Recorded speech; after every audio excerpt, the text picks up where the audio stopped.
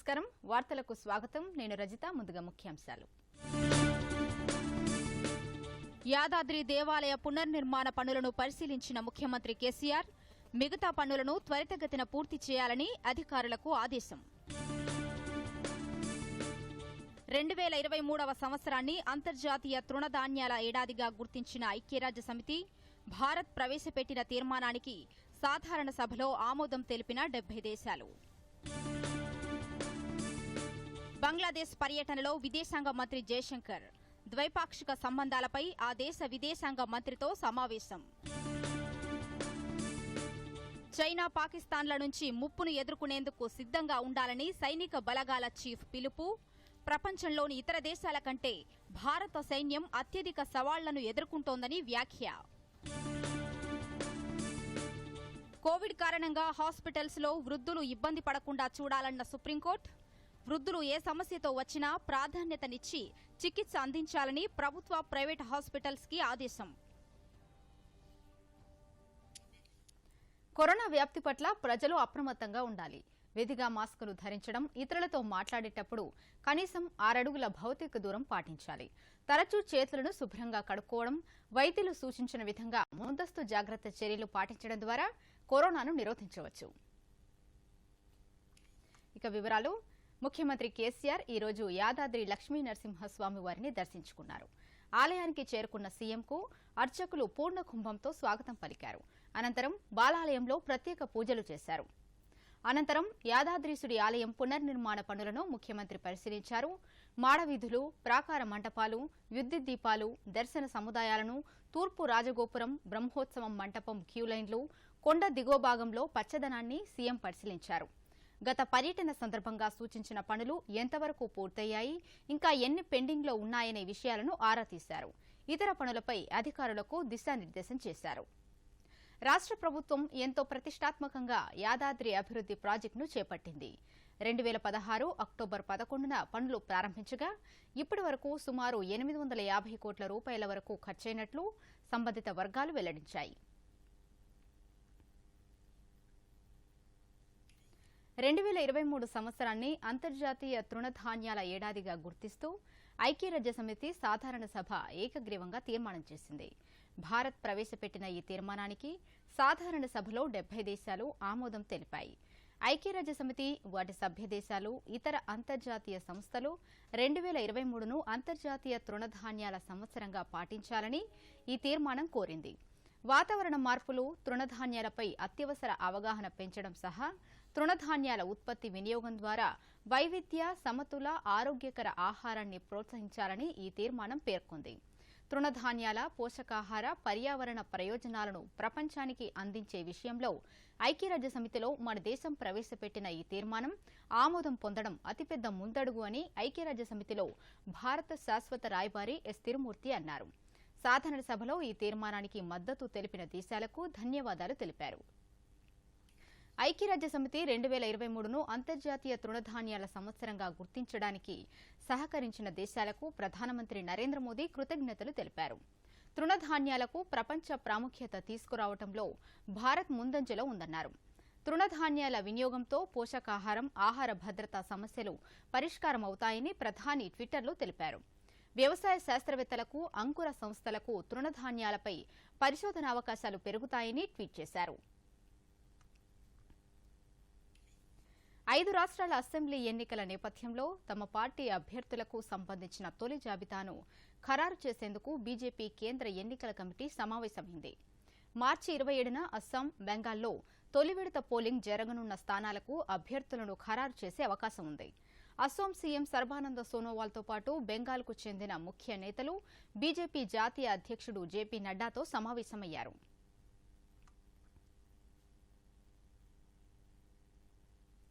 దేశ రాజధానిలో నిర్మిస్తోన్న ద్వారకా ఎక్స్ప్రెస్ వేపై కేంద్ర రోడ్డు రవాణా శాఖ మంత్రి నితిన్ గడ్కరీ విలేకరుల సమావేశంలో వివరించారు త్వరితగతిన పూర్తవుతున్న ఈ ఎక్స్ప్రెస్ వే నిర్మాణ ఆవశ్యకతను దాని ప్రాముఖ్యతను వివరించారు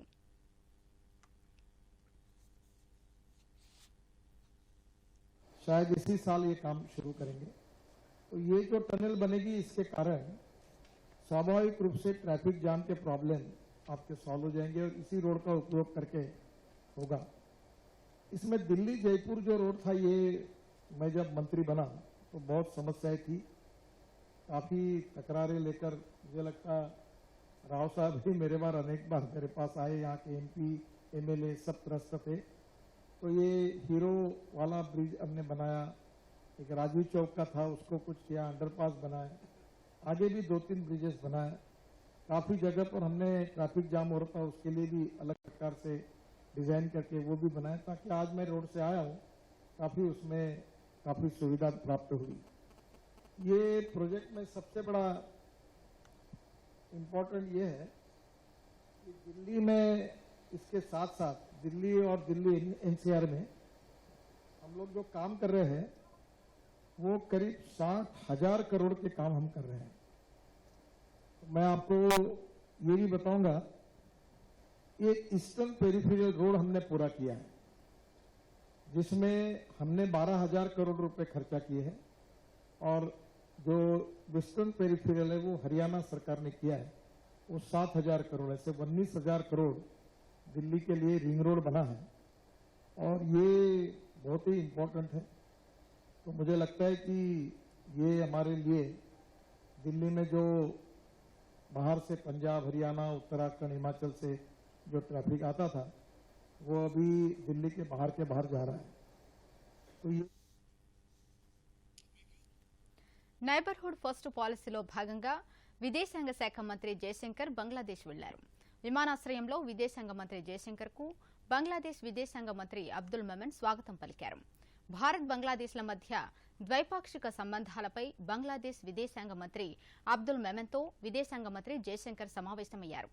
అనంతరం నిర్వహించిన మీడియా సమావేశంలో జయశంకర్ మాట్లాడుతూ కోవిడ్-19 వైరస్ వ్యాప్తి నేపథ్యంలో పొరుగు దేశంతో ఆర్థిక, ఆరోగ్య సంబంధ అంశాల్లో సహకారం ఉందన్నారు. నేరాల కారణంగానే భారత్ బంగ్లాదేశ్ సరిహద్దుల్లో మరణాలు సంభవిస్తున్నాయన్నారు. ఈ మరణాలు విషాదకరమేనని, అయితే అసలు సమస్య ఎక్కడ ఉందనే విషయాన్ని గుర్తించాలన్నారు. అంతకుముందు ఢిల్లీలో జమారిటైమ్ ఇండియా 2021 సమ్మిట్లో జయశంకర్ మాట్లాడుతూ మార్చి 4న భారతదేశం చబహర్ డేను పాటిస్తుందని, భారతదేశం చబహర్ డేను పాటించడం అంటే ఇరుగు పొరుగు దేశాలతో భారతదేశానికున్న నిబద్ధతను తెలియజేస్తుందని అన్నారు. కొత్త ఆవిష్కరణలపై యువత దృష్టి సారించాలని ఉపరాష్ట్రపతి వెంకయ్యనాయుడు పిలుపునిచ్చారు. తిరుపతిలో జరిగిన ఐఐటి 6వ ఇన్స్టిట్యూట్ డేలో ఉపరాష్ట్రపతి ప్రసంగించారు. ఈ సందర్భంగా మాట్లాడుతూ ప్రతి ఒక్కరూ వీలైనన్ని భాషలు నేర్చుకోవాలని విద్యార్థులకు సూచించారు. శాస్త్ర సాంకేతిక, వైద్య, న్యాయశాస్త్రాల బోధన ప్రాంతీయ భాషల్లోనే జరగాలని సూచించారు. ప్రాథమిక స్థాయి నుంచి మాతృభాషలో బోధన జరగాలని, ప్రభుత్వ పరిపాలన స్థానిక ప్రజల వాడుక భాషలో ఉండాలని అన్నారు. కోర్టుల్లో జరిగే వాద ప్రతివాదనలు మాతృభాషలోనే జరగాలని, కోర్టులు ఇచ్చిన తీర్పులు ప్రాంతీయ భాషల్లోకి అనువాదం కావాల్సి ఉందని అన్నారు. ఉత్తమ ప్రతిభ కనబరిచిన విద్యార్థులకు ప్రశంసా పత్రాలు అందజేశారు. తీర్పులు మాతృభాషలో ఉండాలి. The language used for arguments, counter arguments and judgments also should be in the mother tongue of the people, so that the people know what is being argued about the case. అదేవిధంగా మూడవది, నేను ఇందాక చెప్పినట్టుగా న్యాయము, అలాగే వైద్యము, అదేవిధంగా శాస్త్రీయ సాంకేతిక అధునాతన పరిజ్ఞానము, ఇవన్నీ కూడా మాతృభాషలో విద్యార్థులకు బోధించాలని, దానితో పాటు సుప్రీంకోర్టు నుంచి హైకోర్టులు అన్ని తీర్పులు కూడా ఆయా భాషలోకి అనువదించే ప్రక్రియ ప్రారంభమై అది త్వరలో అందుబాటులోకి రావాలనేది నా యొక్క విశ్వాసం, నా వాంఛ. దీనికి రాజకీయాలతో నిమిత్తం లేదు. అలా అని ఇంగ్లీషుకి వ్యతిరేకం కాదు. ఇంగ్లీషు నేర్చుకోవాలి, హిందీ నేర్చుకోవాలి, ఇంకా వీలైన భారతీయ భాషలు నేర్చుకోవాలి. దక్షిణ భారతీయులు చైనా, పాకిస్తాన్ల నుంచి ఎదురయ్యే ముప్పును ఎదుర్కొనేందుకు భారత సైన్యం సంసిద్ధంగా ఉండాలని రక్షణ బలగాల చీఫ్ జనరల్ బిపిన్ రావత్ పిలుపునిచ్చారు. ప్రపంచంలో ఇతర దేశాల సైన్యం కంటే భారతదేశ సైన్యం అధిక సవాళ్లను ఎదుర్కొంటోందని అన్నారు. భారత్ హిందూ సముద్రం చుట్టూ ఉన్న ప్రాంతాల్లో రాబోయే రోజుల్లో చైనా ప్రాబల్యం కనబర్చేందుకు ప్రయత్నించవచ్చని అన్నారు. స్వాతంత్ర్యం సిద్ధించిన తర్వాత భారత సైన్యం పరిమిత సాయుధ సంపత్తి నుంచి నేడు భారీ అత్యంత అధునాతన సాధనా సంపత్తి కలిగి సైనిక శక్తిగా అవతరించిందని అన్నారు. 20వ శతాబ్దంలో యుద్ధ తంత్రాలు, వైఖరిలో సమూల మార్పులు చోటు చేసుకున్నాయని చెప్పారు. Structural reforms in defence procurement and renewing the focus on indigenous capability development. We have already started working on joint structures. The Air Defence Command would be the first of those joint structures to be operationalized. The coming 2 years are therefore critical. We just cannot afford to delay operationalization of other joint structures like the theatre commands. What must we therefore prepare for? Threats for which our military must be organized primarily arise from China and Pakistan. Employees provident fund organisation 2020-21 సంవత్సరానికి గాను వడ్డీ రేటును ప్రకటించింది. ఈ ఏడాదికి కూడా వడ్డీ రేటును 8.5%గానే ఉంచినట్లు వెల్లడించింది. శ్రీనగర్లో జరిగిన ఈపీఎఫ్ఓ సెంట్రల్ బోర్డు సమావేశంలో ఈ నిర్ణయం తీసుకున్నారు. 2019-20 ఏడాదికి కూడా ఇదే వడ్డీ రేటు ఇచ్చింది. అంతకుముందు 2018-19లో 8.65% ఉన్న వడ్డీ రేటును గతేడాది మార్చిలో 7 ఏళ్ల కనిష్టానికి 8.5% తగ్గించింది. ఈ ఏడాది ఈ రేటును మరింత తగ్గిస్తారని అంచనా వేసినా బోర్డు మాత్రం ఇందులో ఎలాంటి మార్పులు చేయలేదు. రాష్ట్ర governor, Puducherry lieutenant governor doctor Tamilisai Soundararajan ప్రతిష్టాత్మక top 20 global women of excellence 2021 అవార్డుకి ఎంపికయ్యారు. యుఎస్లోని Congress man Danny K Davis multi ethnic advisory task force వారు అందజేసే ఈ ప్రతిష్టాత్మక అవార్డుకు గవర్నర్ ఎంపికయ్యారు. గవర్నర్తో పాటు అమెరికా దేశ ఉపాధ్యక్షురాలు కమలా హారిస్, వివిధ దేశాలకు చెందిన మరో 18 మంది మహిళలు ఈ ప్రతిష్టాత్మక అవార్డుకు ఎంపికయ్యారు. ఈ అవార్డును 9వ వార్షిక కాంగ్రెస్ ఇంటర్నేషనల్ ఉమెన్స్ డే వేడుకల సందర్భంగా ఈ నెల 7వ తేదీన అమెరికా నుండి వర్చువల్ పద్ధతిలో కార్యక్రమాన్ని నిర్వహిస్తారు. సమాజహితం కోసం అత్యున్నత సేవలు అందించినందున గవర్నర్ తమిళిసై సౌందరరాజన్కు ఈ అంతర్జాతీయ ప్రతిష్టాత్మక పురస్కారం లభించింది. హైదరాబాద్లో 54% మందిలో కోవిడ్ యాంటీబాడీలు ఉన్నట్లు సీసీఎంబీ ప్రకటించింది. 56% మహిళలు, 53% పురుషుల్లో యాంటీబాడీలు ఉన్నాయని తెలిపింది. యాంటీబాడీలు ఉన్న 75% మందికి కరోనా వచ్చినట్లు కూడా తెలియలేదని శాస్త్రవేత్తలు తెలిపారు. నగరంలోని 30 వార్డుల్లో 9,000 మంది నమూనాలు పరిశీలించినట్లు చెప్పారు. భారత్ బయోటెక్, ఎన్ఐఎన్తో కలిసి సిరో సర్వే చేసినట్లు సీసీఎంబీ తెలిపింది. కోవిడ్-19 వ్యాక్సిన్ల నిల్వ కోసం ప్రత్యేకంగా తయారు చేసిన సోలార్ ఫ్రీజర్ను హైదరాబాద్ శివారులోని భారత్ బయోటెక్ ఫార్మా కంపెనీలో ప్రభుత్వ పరిశ్రమలు, ఐటీ శాఖ ముఖ్య కార్యదర్శి జయేష్ రంజన్ ప్రారంభించారు. రాక్వెల్ ఇండస్ట్రీస్ లిమిటెడ్ ప్రపంచంలోనే మొట్టమొదటిసారిగా ఈ ప్రత్యేకమైన సోలార్ ఫ్రీజర్ను తయారు చేసింది. ఈ సందర్భంగా ప్రభుత్వ ముఖ్య కార్యదర్శి జయేష్ రంజన్ మాట్లాడుతూ, ఇప్పుడున్న పరిస్థితుల్లో కోవిడ్-19 వ్యాక్సిన్లను భద్రపరిచేందుకు ఫ్రీజర్లు ఎంతో అవసరమని అన్నారు. విద్యుత్తో కాకుండా సోలార్తో పనిచేసే ఫ్రీజర్లు తయారు చేయడం సంతోషకరమన్నారు. Rockwell industries director Prateek Gupta మాట్లాడుతూ, ముఖ్యంగా గ్రామీణ ప్రాంతాల్లోని ఆసుపత్రుల్లో విద్యుత్ అవసరం లేకుండా ఈ సోలార్ ఫ్రీజర్లు ఎంతో ఉపయోగపడతాయన్నారు. And we are the first company globally launching this product. Moreover, this product is also can serve the vaccine industries throughout the globe because this is certified by the WHO, and there are very few people in this field, but we are the first who have launching this product, which is energy source is renewable energy. We have got almost 1 lakh machines capacity in the plant, and we can feed the globe comfortably. Moreover, this company, which is set up about 35 years back, is poised to grow and feed the global demand now.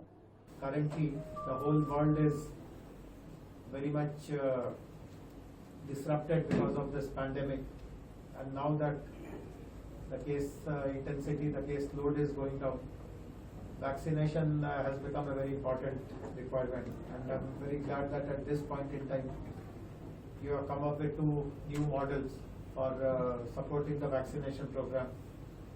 the whole world will now, this vaccine, as all of us know, this is not a once in a lifetime vaccine. You will have to take it maybe after every 2 years or 3 years.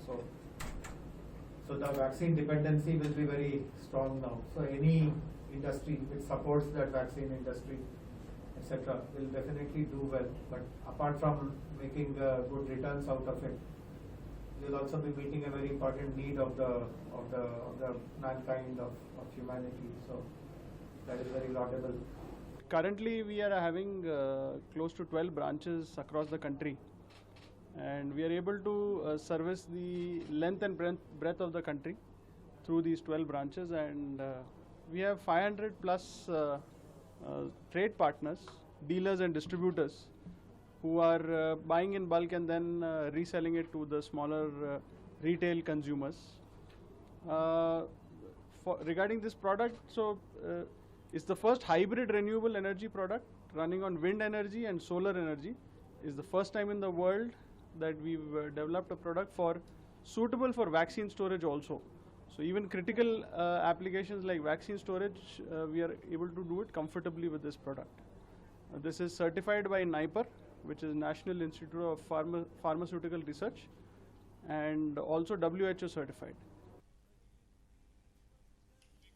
రెండో విడత Covid vaccination కు నల్లగొండ జిల్లాలో మంచి స్పందన కనిపిస్తోంది. 60 ఏళ్లకు పైబడిన వారు, 45 నుంచి 60 ఏళ్లలోపు దీర్ఘకాలిక ఆరోగ్య సమస్యలున్న వారికి వ్యాక్సిన్ ఇస్తుండటంతో ప్రజలు స్వచ్ఛందంగా వచ్చి వ్యాక్సిన్ వేయించుకుంటున్నారు. జిల్లా కేంద్రంలో పలువురు రిటైర్డ్ ఉద్యోగులు, వారి కుటుంబ సభ్యులు వ్యాక్సిన్ తీసుకుంటున్నారు. ప్రభుత్వం కల్పించిన ఈ అవకాశాన్ని సద్వినియోగం చేసుకోవాలని retired joint collector Janakiram Sharma ఇతరులు కోరుతున్నారు. వృద్ధులకు వ్యాక్సిన్ వల్ల ఏవైనా సమస్యలు తలెత్తితే అత్యవసర చికిత్సను అందించేందుకు ప్రత్యేక వార్డును ఏర్పాటు చేశారు. ఇప్పటి వరకు ఎవరికీ ఎలాంటి సమస్య తలెత్తలేదని నల్లగొండ ప్రభుత్వ హాస్పిటల్ సూపరింటెండెంట్ నరసింహ తెలిపారు. వల్ల ఎలాంటి సైడ్ ఎఫెక్ట్ కానీ ప్రాబ్లం ఇది మాకు ఏమైంది, ఏమీ ఇబ్బంది లేదు, ఆరోగ్యంగా ఉన్నాం. కోవిడ్ వ్యాక్సిన్ వల్ల ఎలాంటి ఇబ్బంది లేదు. ప్రతి ఒక్కరూ దీన్ని సద్వినియోగం చేసుకొని అందరూ సిటిజన్స్ అందరూ వేసుకోవాలని కోరుకుంటున్నాం. నేను కరోనా వ్యాక్సిన్ వేయించుకున్నాను. దానివల్ల నాకు ఆరోగ్యం చాలా బాగున్నది. ఎవరు ఈ తప్పుడు ప్రచారం వల్ల ఎవరు కూడా నమ్మకూడదు. ఇదివరకు మా బంధువులు కూడా, మా అన్నయ్యలు కూడా అందరూ గతంలో చేసుకున్నారు. చాలా ఆరోగ్యంగా మంచిగా ఉన్నారు. దీని అందరూ వాడటం చాలా మంచిది. వ్యాక్సిన్ తీసుకుంటం వల్ల మాకు ఎటువంటి సైడ్ ఎఫెక్ట్స్ లేవు, చాలా మంచిగా ఉంది. ఇప్పుడే కరోనా వ్యాక్సిన్ కోవాక్సిన్ వ్యాక్సిన్ వేయించుకున్నాను. వేయించుకున్న తర్వాత ఎలాంటి రియాక్షన్స్ కూడా ఏం జరగలేదు, మంచిగానే ఉంది. అర్ధగంట అయిపోయింది. ఈరోజు నేను కోవిడ్ వ్యాక్సిన్ తీసుకున్నాను, చాలా బాగుంది. ఇక్కడ హాస్పిటల్లో కూడా చాలా చక్కగా వ్యాక్సిన్ వేస్తున్నారు అందరికి కూడాను. ఎలాంటి ఆలస్యము జరగడం లేదు. అందరూ కూడా ఈ వ్యాక్సిన్ తీసుకోవాలని చెప్పి నేను అందరికీ పెద్దవాడిగా సలహా ఇస్తున్నాను. ఈ కరోనా వ్యాక్సిన్ అందరూ చేయించుకోవాలి. చేయించుకోవటమే కాకుండా ఇంతకు పూర్వంలాగానే మనము మాస్క్ పెట్టుకోవటం, డిస్టెన్స్ మెయింటైన్ చేయటం, చేతులు కడుక్కోవటము, తర్వాత శానిటైజేషన్ చేసుకోవటం, పరిశుభ్రంగా ఉండటం అనేది మరవకూడదు. అది కంటిన్యూ చేయాలి. ఎస్పెషల్లీ ఈ విడతలో ఏంటంటే మ్యాక్సిమము మోర్ దెన్ 60 ఇయర్స్ ఉన్న వాళ్ళకు, అదేవిధంగా 45 ఏళ్ళ నుంచి 59 ఇయర్స్ వాళ్ళకు ఏదైనా కోమార్బిడ్ ఉండాలి. మోర్ దెన్ 60 ఇయర్స్ ఉన్న వాళ్ళకు no need of comorbid. 45 to 60 years ఉన్న మధ్య వాళ్ళకి మాత్రం 45 ఇయర్స్తో ఏదో కోమార్బిడ్, ఏదన్నా బీపీనో షుగరు సంథింగ్ ఏదైనా ఉండాలి. వాళ్ళకు వ్యాక్సినేషన్ ఇస్తున్నాము. ఎందుకు అంటే ఈ సెషన్ అయిన తర్వాత నెక్స్ట్ హెల్తీగా ఉన్న వాళ్ళకు కూడా స్టార్ట్ అవుతుంది. మోర్ దాన్ 60 ఇయర్స్ వాళ్ళు ఈవెన్ గిడ్డినెస్ కూడా కంప్లైంట్ లేదు, హ్యాపీగా ఇప్పించుకుంటారు, హ్యాపీగా వెళ్ళిపోతారు. ఇది మనం చాలా సంతోషించదగ్గ. దేశవ్యాప్తంగా ఇప్పటి వరకు 1,66,13,048 మందికి కోవిడ్ వ్యాక్సిన్ వేసినట్లు కేంద్ర కుటుంబ ఆరోగ్య మంత్రిత్వ శాఖ తెలిపింది. నిన్న ఒక్కరోజే 1,75,631 కోవిడ్ శాంపిల్స్ పరిశీలించినట్లు Indian council for medical research తెలియజేసింది. ఇప్పటి వరకు 21,91,78,908 నమూనాలను పరిశీలించామని వెల్లడించింది. ఇదిలా ఉండగా దేశంలో నిన్న 17,000కు పైగా కోవిడ్ పాజిటివ్ కేసులు నమోదయ్యాయి. రాష్ట్రంలో 152 కొత్త కేసులు నమోదయ్యాయని ప్రభుత్వం తెలిపింది. ఇక రాష్ట్ర వ్యాప్తంగా కోవిడ్ వ్యాక్సినేషన్ ప్రక్రియ జోరుగా కొనసాగుతోంది. నిన్న ఒక్కరోజే ప్రభుత్వ ఆసుపత్రుల్లో 7,203 మందికి, ప్రైవేట్ ఆసుపత్రుల్లో 8,271 మందికి టీకా వేసినట్లు ప్రభుత్వం తెలిపింది. వచ్చే అసెంబ్లీ ఎన్నికల్లో రాష్ట్రంలో బీజేపీ ప్రభుత్వం ఏర్పడడం ఖాయమని ఎమ్మెల్సీ రామచంద్రరావు ధీమా వ్యక్తం చేశారు. మహబూబ్నగర్ జిల్లా కేంద్రంలో ఎమ్మెల్సీ ఎన్నికల ప్రచారం నిర్వహించిన అనంతరం మీడియా సమావేశంలో మాట్లాడుతూ ఉద్యోగులను భయపెట్టించి ఎమ్మెల్సీ ఎన్నికల్లో టీఆర్ఎస్ విజయం సాధించాలని చూస్తోందని విమర్శించారు. ప్రభుత్వ ఉద్యోగులకు పీఆర్సీ ప్రకటించకుండా కాలయాపన చేస్తున్న ప్రభుత్వానికి ఉద్యోగులు తగిన గుణపాఠం చెప్పాలని అన్నారు. న్యాయవాదుల సంక్షేమం కోసం ప్రభుత్వం కేటాయించిన 100 కోట్లు తన పోరాట ఫలితమేనని చెప్పారు. సభాముఖంగా మీకు చెప్తా ఉన్నాను, పత్రికాముఖంగా ఈ 100 కోట్లు ఏదైతే న్యాయవాదులకు ఇవ్వడం జరిగిందో అది నేను చేపట్టి బయటికి వచ్చింది. ఎలక్షన్ సమయంలో ఎమ్మెల్సీ ఎలక్షన్స్లో ఎవరికైనా హక్కు ఉన్నది. అది ప్రభుత్వ ఉద్యోగస్తు కావచ్చు, ప్రైవేట్ ఉద్యోగస్తు కావచ్చు, ఏ పార్టీకైనా సపోర్ట్ చేయొచ్చు. ఈరోజు భారతీయ జనతా పార్టీ డిమాండ్ చేసింది పీఆర్సీ. ఎందుకు జాప్యం జరుగుతుంది? పీఆర్సీ జాప్యం జరిగే సమయంలో మీరు ఐఆర్ ఇవ్వండి, పక్క రాష్ట్రం ఐఆర్ ఇచ్చింది, మీరు ఎందుకు ఇవ్వట్లేదు? ఫిట్మెంట్ 43% పెట్టండి అడిగినటువంటి ఒక దాఖలా భారతీయ జనతా పార్టీ సభ్యుడిగా నేను అడిగాను. మీరు చెప్తా ఉన్నాను, భారతీయ జనతా పార్టీ 2023లో అధికారం రాక తప్పదు. ఆ సమయంలో భారతీయ జనతా పార్టీ ప్రభుత్వ ఉద్యోగస్తుల ఉపాధ్యాయులకు రావాల్సిన ప్రమోషన్లు కానివ్వండి, ఫిట్మెంట్ కానివ్వండి, ఈ పీఆర్సీ అప్పుడు ఇంకో పీఆర్సీ ఎందుకంటే 5 years ఉంటుంది కాబట్టి 5వ పీఆర్సీలో కూడా డెఫినెట్గా ప్రభుత్వ ఉద్యోగస్తుల సంబంధించినటువంటి వేతనాల పెంపకం ఉంటుందని చెప్పేసి కూడా మీకు చెప్తా ఉన్నాం. కోవిడ్ కారణంగా వృద్ధులు ఇబ్బందులు పడకుండా వారికి ఆసుపత్రుల్లో ప్రాధాన్యతనిచ్చి చికిత్సను అందించాలని సుప్రీంకోర్టు ప్రభుత్వ, ప్రైవేట్ ఆసుపత్రులను ఆదేశించింది.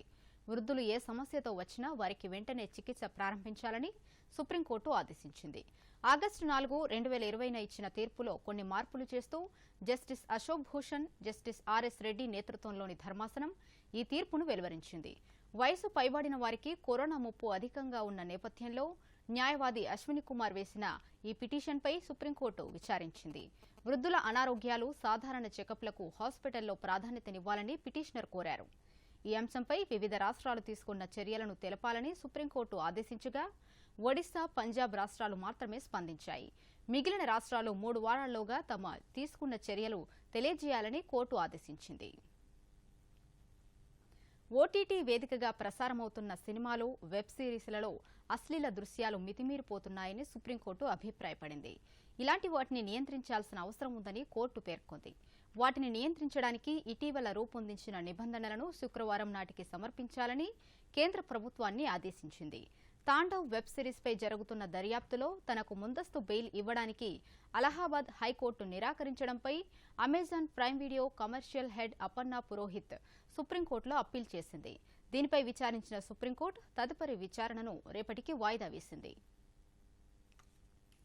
కోవిడ్ కారణంగా నిలిచిపోయిన పలు రైళ్లను దశలవారీగా పునరుద్దరించడం జరుగుతుందని దక్షిణ మధ్య రైల్వే సిపిఆర్ఓ రాకేష్ తెలిపారు. ఏప్రిల్ 1 నుంచి మరికొన్ని రైళ్ల సంఖ్యను పెంచబోతున్నామని చెప్పారు. ఈ రైళ్లు సికింద్రాబాద్ జోన్ నుంచి వెళ్తాయని తెలిపారు. కరోనా కారణంగా నిలిచిపోయిన రైళ్లలో ఇప్పటికే 70% రైళ్లు పునరుద్దరించామని తెలిపారు. దక్షిణ మధ్య రైల్వే జోన్ నుంచే 140 రైళ్లు నడుస్తున్నాయన్నారు. రిజర్వేషన్ ఉన్నవారికి మాత్రమే రైళ్లలో ప్రయాణం చేయడానికి అనుమతి ఉంటుందన్నారు. సాధారణ ప్రయాణికులు రావడానికి అనుమతి లేదన్నారు. రిజర్వ్ రైళ్లు మాత్రమే నడుస్తున్నందున సాధారణ ప్రయాణికులకు అనుమతి లేదన్నారు. వెయిటింగ్ లిస్టులో ఉన్నవారిని కూడా అనుమతించడం లేదన్నారు. శ్రీరామనవమి సందర్భంగా భద్రాద్రిలో నిర్వహించే సీతారాముల కళ్యాణానికి, పట్టాభిషేకానికి సంబంధించిన టికెట్లు ఈసారి ఆన్లైన్లో విక్రయించనున్నారు. ఆన్లైన్ టికెట్లు శుక్రవారం నుంచి అందుబాటులో ఉంచుతున్నట్లు ఆలయ ఈవో తెలిపారు. ఏప్రిల్ 13 నుంచి 27 వరకు శ్రీరామనవమి కళ్యాణ బ్రహ్మోత్సవాలు నిర్వహిస్తారు. ఇందులో భాగంగా ఏప్రిల్ 21న సీతారాముల కళ్యాణం, 22న పట్టాభిషేకం కార్యక్రమాలు జరుగుతాయి. ఇందుకు గాను 20,000 టికెట్లను ఆన్లైన్లో అందుబాటులో ఉంచుతారు. టికెట్ల ధరలు 5,000, 2,000, 1,116 రూపాయలు, 500, 200, 100 రూపాయలుగా ఉన్నాయి. 5,000 టికెట్పై ఇద్దరికి ప్రవేశం కల్పిస్తారు. కళ్యాణాన్ని ప్రత్యక్షంగా వీక్షించేందుకు 15,000 మందికి ఉచిత ప్రవేశం కల్పిస్తామని ఆలయ అధికారి తెలిపారు. దేశంలోని నివాసయోగ్య నగరాల్లో బెంగళూరు మొదటి స్థానంలో నిలిచింది. ఈజ్ ఆఫ్ లివింగ్ సూచీ జాబితాను కేంద్ర ప్రభుత్వం విడుదల చేసింది. మొత్తం 111 నగరాలతో ఈ జాబితా రూపొందించగా బెంగళూరు మొదటి స్థానంలో నిలిచింది. ఆ తర్వాత స్థానంలో పూణే, అహ్మదాబాద్, చెన్నై, సూరత్, నవీ ముంబై, కోయంబత్తూర్, వడోదర, ఇండోర్, గ్రేటర్ ముంబై మొదటి 10 స్థానాల్లో నిలిచాయి. జనాభాను బట్టి ఈ జాబితాను రెండుగా విభజించారు. 10 లక్షల పైన జనాభా కలిగిన 49 నగరాల్లో బెంగళూరు టాప్లో ఉండగా మిలియన్ లోపు జనాభా కలిగిన 62 నగరాల్లో సిమ్లా అగ్రస్థానంలో నిలిచింది. చిన్న నగరాల్లో సిమ్లా తర్వాత భువనేశ్వర్, సిల్వస్సా, కాకినాడ, సేలం, వెల్లూరు, గాంధీనగర్, గురుగ్రామ్, దావణగిరే, తిరుచారిపల్లి టాప్ 10 ర్యాంకింగ్లు దక్కించుకున్నాయి. కేంద్ర గృహ పట్టణ వ్యవహారాల శాఖ ఈ ర్యాంకింగ్లను విడుదల చేసింది. కశ్మీర్ పరిస్థితులను సాధారణ స్థితికి తీసుకొచ్చేందుకు భారత్ చేపట్టిన చర్యలను అమెరికా స్వాగతించింది. కశ్మీర్లో ఆర్థిక, రాజకీయ కార్యకలాపాలను సాధారణ స్థితికి తీసుకొచ్చేందుకు భారత ప్రభుత్వం పలు చర్యలు చేపట్టింది. దీనిపై అమెరికా స్టేట్ డిపార్ట్మెంట్ ప్రతినిధి నెడ్ ప్రైస్ స్పందిస్తూ భారత చర్యలను స్వాగతిస్తున్నామని, ఇవి భారత ప్రజాస్వామ్య విలువలను స్థిరపరుస్తాయని తెలిపారు. అదే సమయంలో అక్కడ జరిగే పరిణామాలను గమనిస్తున్నామని పేర్కొన్నారు. కశ్మీర్ విషయంలో అమెరికా పాలసీలో ఎటువంటి మార్పు రాలేదని తెలిపారు. భారత్ నుంచి 5 లక్షల కోవిడ్-19 వ్యాక్సిన్ డోసులు ఆస్ట్రాజెనెకా, కోవిషీల్డ్ కెనడాకు చేరుకున్నట్లు కెనడా ప్రభుత్వం వెల్లడించింది. మరో 15 లక్షల వ్యాక్సిన్ డోసులు త్వరలో రానున్నాయని, దీని వెనుక కృషి చేసిన ప్రతి ఒక్కరికి ధన్యవాదాలు అని కెనడా మంత్రి అనితా ఆనంద్ ట్వీట్ చేశారు. భారత్లో ఉత్పత్తి అవుతున్న ఆస్ట్రాజెనెకా వ్యాక్సిన్ 1 కోటి డోసులను సీరం ఇన్స్టిట్యూట్ నుంచి దిగుమతి చేసుకోనున్నట్లు బ్రిటన్ ప్రభుత్వం వెల్లడించింది. బ్రిటన్ అవసరాల కోసం ఆస్ట్రాజెనెకా నుంచి 10 కోట్ల డోసులను ఆర్డర్ చేయగా వీటిలో 1 కోటి డోసులు భారత్ నుంచి దిగుమతి చేసుకున్నామని బ్రిటన్ ప్రభుత్వ అధికార ప్రతినిధి తెలిపారు. కరోనా వైరస్ తీవ్రత అధికంగా ఉన్న బ్రిటన్లో వ్యాక్సినేషన్ ప్రక్రియ ముమ్మరంగా కొనసాగుతోంది. అహ్మదాబాద్లో భారత్, ఇంగ్లాండ్ జట్ల మధ్య జరుగుతున్న 4వ క్రికెట్ టెస్టు తొలి రోజు ఆట ముగిసింది. ఆట ముగిసే సమయానికి టీమిండియా 1 వికెట్ నష్టానికి 24 పరుగులు చేసింది. టాస్ గెలిచి బ్యాటింగ్ ఎంచుకున్న ఇంగ్లాండ్ జట్టు 205 పరుగుల వద్ద ఆలౌట్ అయింది. ఇంగ్లాండ్ జట్టులో బెన్ స్టోక్స్ 55 పరుగులు చేశాడు. Dan Lawrence 46, Ollie Pope 29, Jonny Bairstow 28 పరుగులు చేశారు. భారత బౌలర్లలో అక్షర్ పటేల్ 4 వికెట్లు, అశ్విన్ 3, సిరాజ్ 2 వికెట్లు తీసుకున్నారు. వరుస లాభాలతో జోరు మీదున్న దేశీయ స్టాక్ మార్కెట్లు నష్టాల బాట పట్టాయి. ఫైనాన్షియల్ సర్వీసెస్, ప్రైవేట్ బ్యాంకుల షేర్లు అమ్మకాల ఒత్తిడిని ఎదుర్కొన్నాయి. సెన్సెక్స్ దాదాపు 600 పాయింట్లు నష్టపోగా నిఫ్టీ కీలకమైన 15,100 మైలురాయిని మరోసారి కోల్పోయింది. 50,711 పాయింట్ల వద్ద నష్టాలతో ప్రారంభమైన సెన్సెక్స్ రోజంతా నష్టాల్లోనే కొనసాగింది. దాదాపు 900 పాయింట్ల వరకు కోల్పోయి 598.57 పాయింట్ల నష్టంతో 50,846.08 వద్ద ముగిసింది. నిఫ్టీ సైతం 164.80 పాయింట్ల నష్టంతో 15,080 వద్ద స్థిరపడింది. ఇక ముఖ్యాంశాలతో వార్తలను ముగిద్దాం. నమస్కారం. దూరదర్శన్ యాదగిరి వార్తలను ఇప్పుడు సోషల్ మీడియాలో కూడా చూడవచ్చు. యూట్యూబ్ అయితే డీడీ న్యూస్ తెలంగాణ, ట్విట్టర్ అయితే DD news Telangana @DD Yadagiri news, మరి ఫేస్బుక్ అయితే డీడీ న్యూస్ తెలంగాణలో చూసి సబ్స్క్రైబ్ చేసి లైక్ చేయండి, షేర్ చేయండి. యాదాద్రి దేవాలయ పునర్నిర్మాణ పనులను పరిశీలించిన ముఖ్యమంత్రి కేసీఆర్ మిగతా పనులను త్వరితగతిన పూర్తి చేయాలని అధికారులకు ఆదేశం. 2023వ సంవత్సరాన్ని అంతర్జాతీయ తృణధాన్యాల ఏడాదిగా గుర్తించిన ఐక్యరాజ్య సమితి భారత్ ప్రవేశపెట్టిన తీర్మానానికి సాధారణ సభలో ఆమోదం తెలిపిన 70 దేశాలు. బంగ్లాదేశ్ పర్యటనలో విదేశాంగ మంత్రి జయశంకర్ ద్వైపాక్షిక సంబంధాలపై ఆ దేశ విదేశాంగ మంత్రితో సమావేశం. చైనా, పాకిస్తాన్ల నుంచి ముప్పును ఎదుర్కొనేందుకు సిద్ధంగా ఉండాలని సైనిక బలగాల చీఫ్ పిలుపు. ప్రపంచంలోని ఇతర దేశాల కంటే భారత సైన్యం అత్యధిక సవాళ్లను ఎదుర్కొంటోందని వ్యాఖ్య. కోవిడ్ కారణంగా హాస్పిటల్స్లో వృద్ధులు ఇబ్బంది పడకుండా చూడాలన్న సుప్రీంకోర్టు. వృద్ధులు ఏ సమస్యతో వచ్చినా ప్రాధాన్యతనిచ్చి చికిత్స అందించాలని ప్రభుత్వ, ప్రైవేట్ హాస్పిటల్స్కి ఆదేశం.